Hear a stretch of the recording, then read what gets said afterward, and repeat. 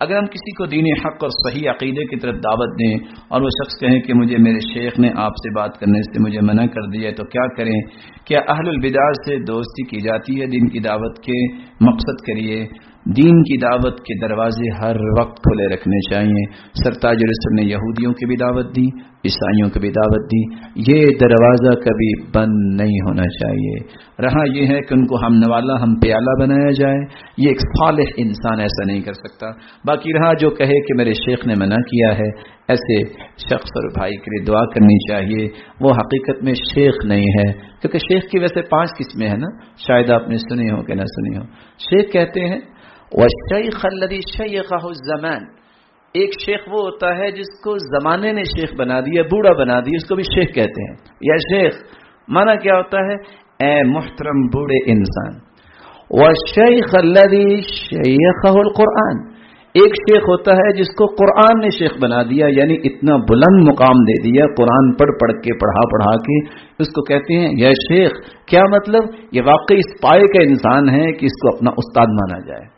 وَالزَّوْجُ لِلزَّوْجَةِ شَيْخُهَا، خامند اپنی بیوی کا شیخ ہوتا ہے۔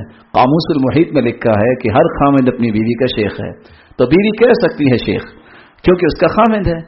اور چوتھا شیخ جو ہے وہ شیخ الذی شیخہ الزمان شیخہ الشیطان، ایک وہ شیخ ہوتا ہے جس کو شیطان نے شیخ بنا چھوڑا ہوتا ہے۔ کیا مطلب؟ اس نے شیطان نے اس پہ ایسا تسلط جمایا کہ اس کا ہر کام ہی غلط ہے۔ اور ایک وہ شیخ ہوتا ہے 5واں شیخ جس کو اللہ تعالی نے واقعہ ہی ایمان کی حالت میں، واقعہ ہی علم کی حالت میں ایسی زندگی دی کہ اس کے سفید بال آ گئے۔ قیامت کا دن ہوگا جتنے سفید بال ہوں گے کانت لہ نورا یوم القیامہ، قیامت کے دن اللہ تعالیٰ اتنا ہی نور اس کو عطا کریں گے جتنے اس کے سفید بال ہوں گے۔ اس لیے اب دیکھیں، نہ جانے شیخ قرآن تو یہ منع نہیں کر سکتا، اور جو بوڑھے ہوتے ہیں وہ بھی نیکیوں کے راستے نہیں روکتے۔